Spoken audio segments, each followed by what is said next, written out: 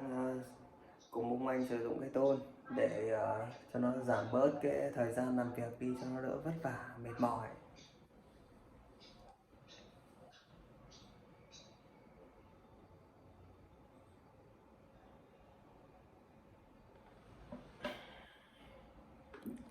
F11.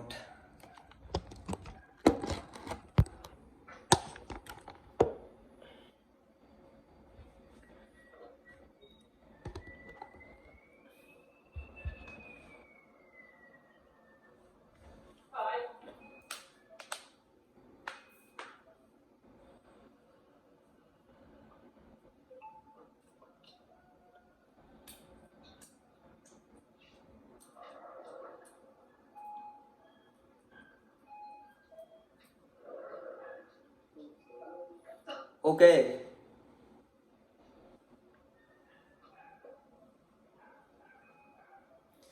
Ok chưa anh ơi?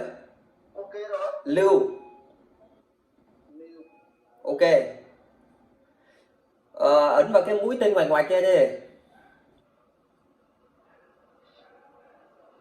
Rồi, chờ.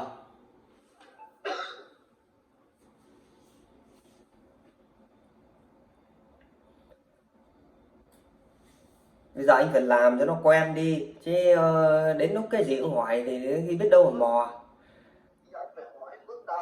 Thì bây giờ đây em đang hướng dẫn anh đây. Anh này còn được hỏi bước đầu ấy chứ, như người ta ban đầu người ta sử dụng còn chẳng ai được hỏi ai ấy, lại còn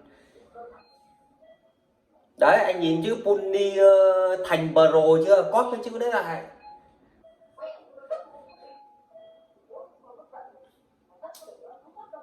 Có cái gì em nhỉ? Puni thành Pro kìa. Đây thì Trên đấy. Puni đúng rồi, cóp lại. Được rồi, anh kéo đây này, em bảo anh kéo này xuống đây này, cầm đây kéo này. Anh hiểu không? Xong bắt đầu anh mới hủy, chứ anh đừng tắt đi đột ngột. Được chưa?